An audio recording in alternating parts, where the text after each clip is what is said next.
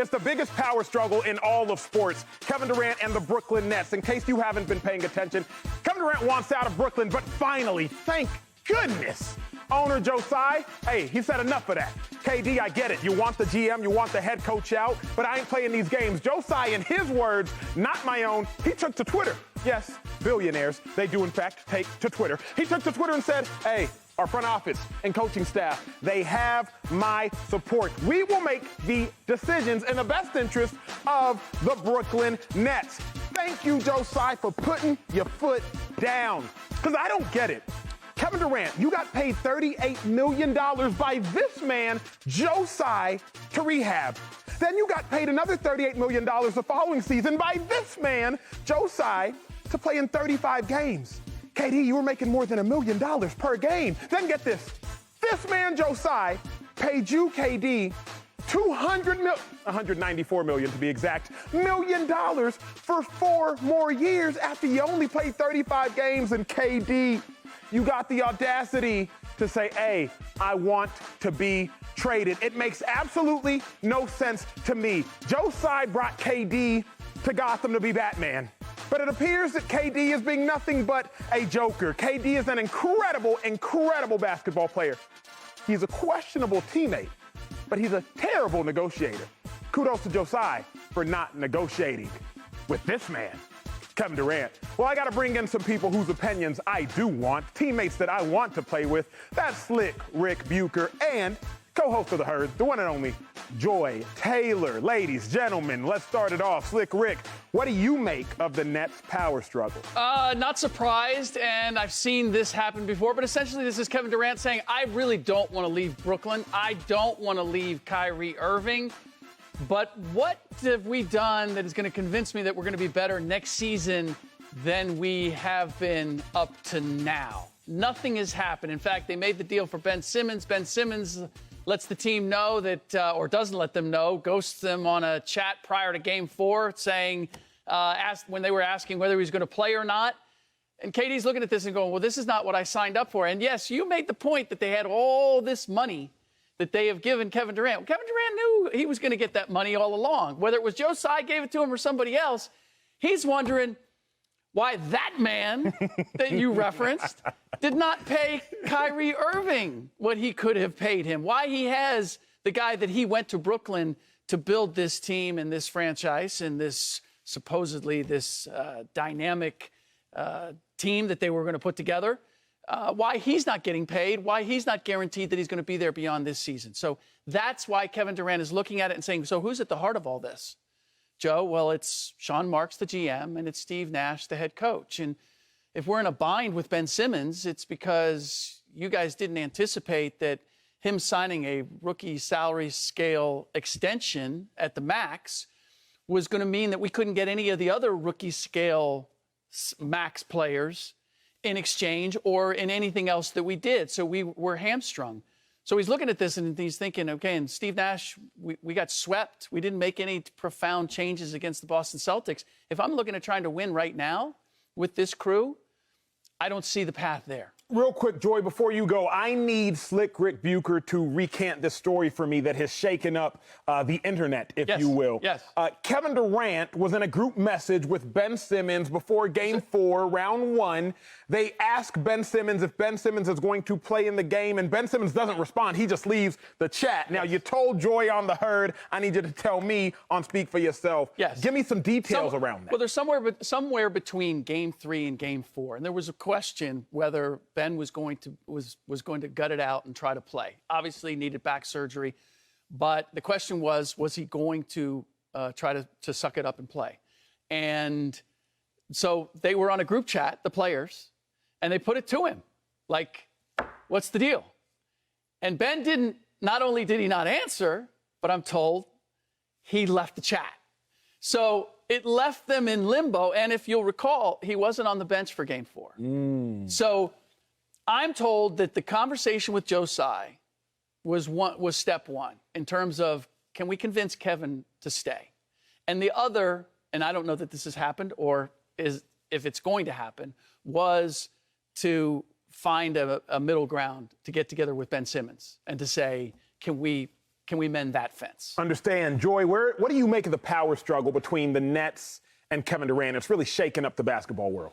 I think this is what the Nets are. This is what they've always been. Some teams just have a tradition. And the Nets' tradition is we're going to start to build a little momentum. We're going to blow everything up for some stars. And then it's going to fall apart much faster than we anticipated. And then we're going to have to start over again. That's what we like to do. That's what the Nets are. The Nets have no identity. They have no culture.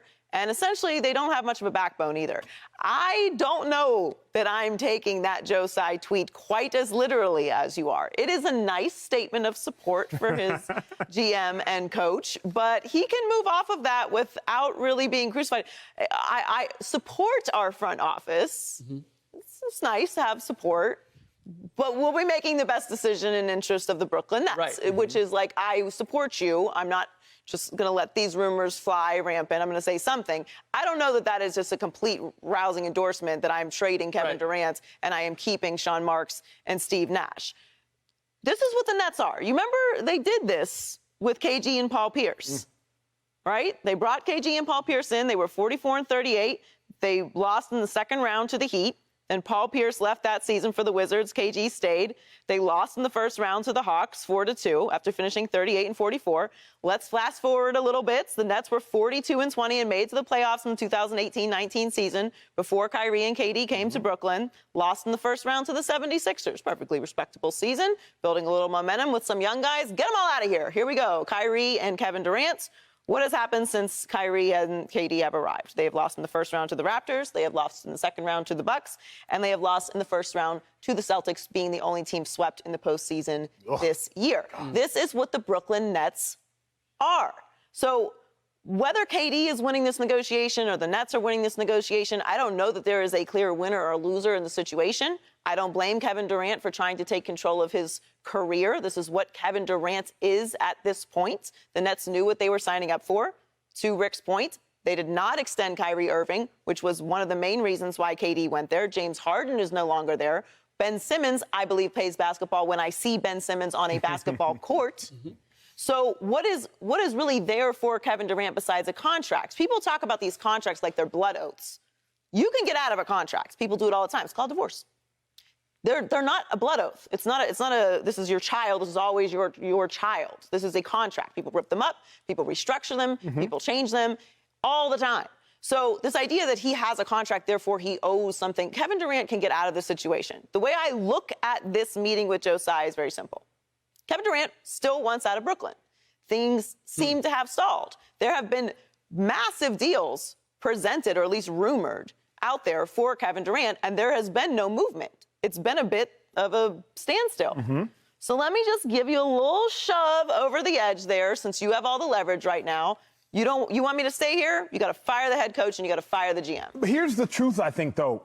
Players can't so much get out of contracts. They have to be let out of contracts. And I think the difference is we assume Kevin Durant can just get out.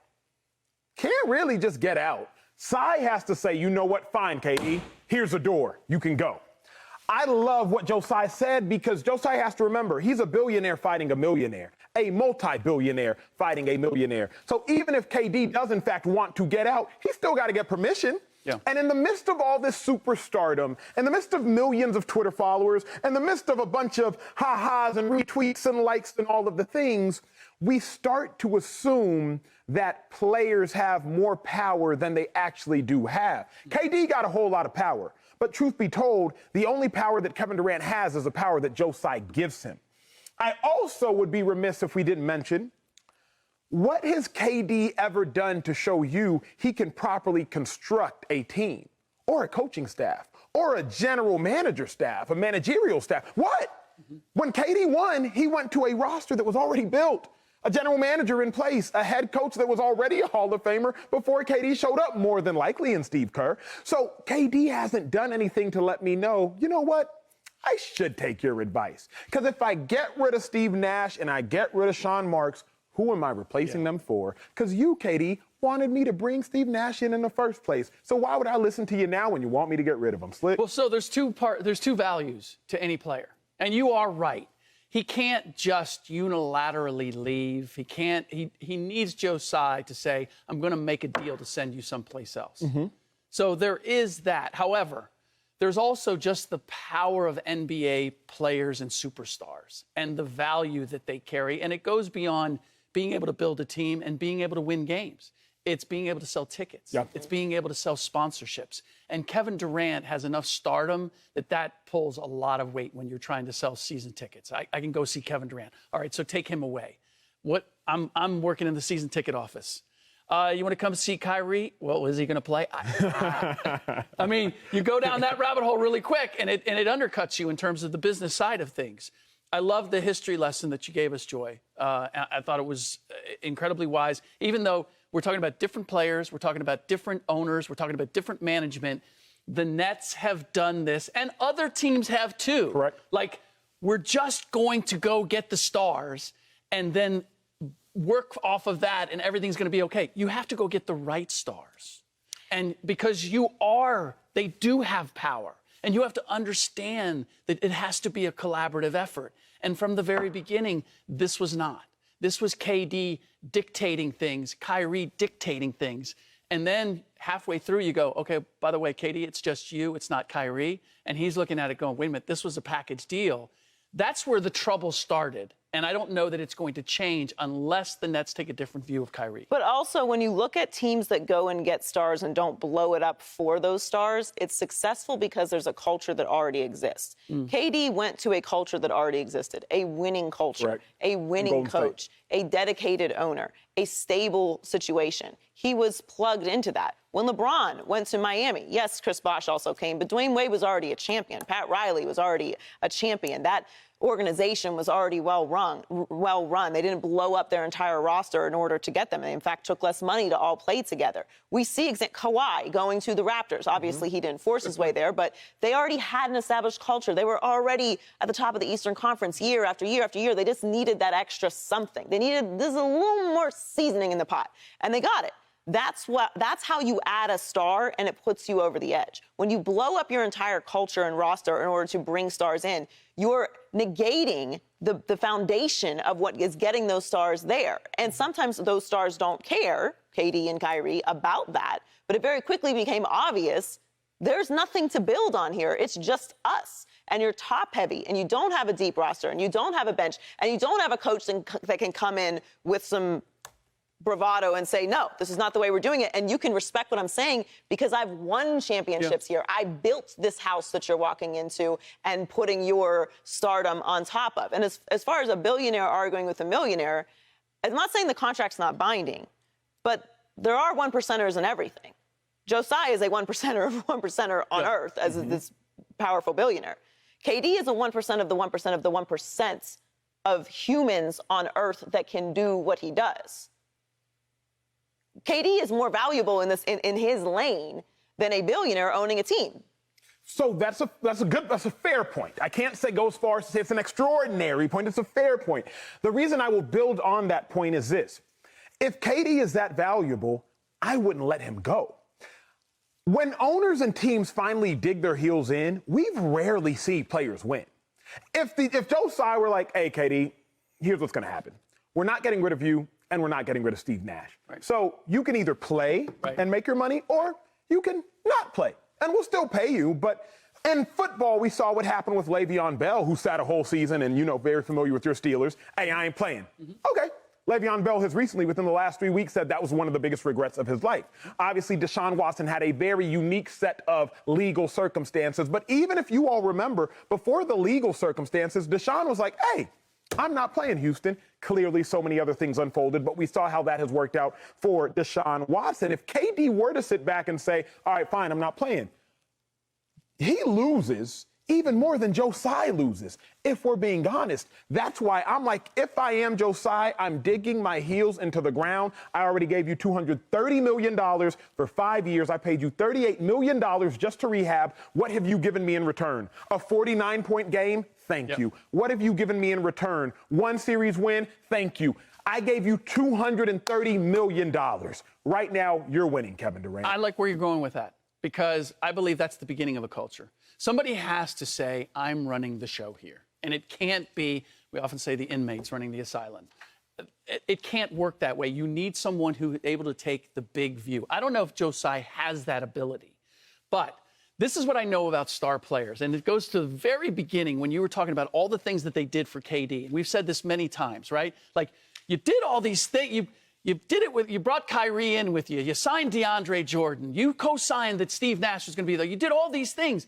KD, how can you now say I want to leave because it didn't work?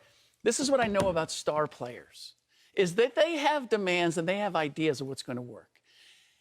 But they expect the GM and the head coach to only co-sign the things that they know are going to work. Like, if it's not going to work, you may want it, KD. We're not doing that. We're doing this.